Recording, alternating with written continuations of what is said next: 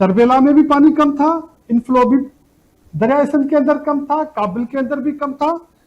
1,35,000 गुड्डू पे हमें पानी मिला था 8 जून 2025 को। आज 8 जून को हमें मिला है 75,000। इस तरह से इस दफा सिंध के साथ वो ज्यादती कर रही है जो कभी भी नहीं, और इसका नुकसान पाकिस्तान की मैशियत को इतना बड़ा होगा कि आज बदीन का काश्तकार, आज मीरपुर का काश्तकार जिसने राइस की, चावल की का बीज लगाया था, वो सूख रहा है। जब ये चावल के बीज को पानी नहीं मिलेगा तो वो फर्दर कल्टीवेशन नहीं कर सके। काटन हमारा तबाह हो चुका है, सी इंट्रूजन हो चुका है।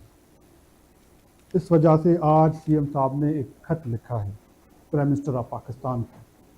कल नेशनल इकोनॉमिक काउंसिल की मीटिंग में प्राइम मिनिस्टर से चीफ मिनिस्टर सिंध ने बात की, और मैंने एनईसी के इजलास के अंदर पानी के ऊपर शदीद एहतजाज किया कि पानी की शदीद कमी का सामना है सिंध को।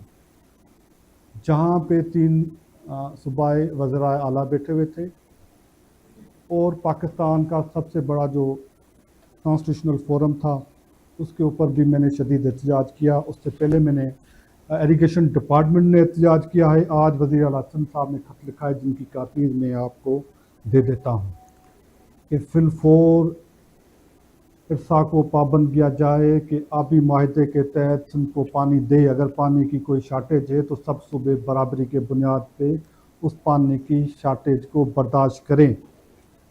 इसी वजह से बलूचिस्तान भी सबसे ज़्यादा सफ़र कर रहा है, क्योंकि बलूचिस्तान का जो शेयर है वो सिंध से होके जाता है। वो सखर बैराज और गुड्डू बैराज से जाता है, खीरतर कैनाल और डिजर्ट पट फीडर के थ्रू जाता है। तो आज सीएम साहब ने शदीद कल भी बात की थी, आज भी उन्होंने खत लिखा है, एनईसी के अंदर भी बात हमने की है, और आज आप लोगों को यहाँ पे तकलीफ देने का मकसद भी ये था कि आगाह किया जाए कि सिंध गवर्नमेंट इस असना में क्या क्या कोशिश कर रही है। Thank you very much.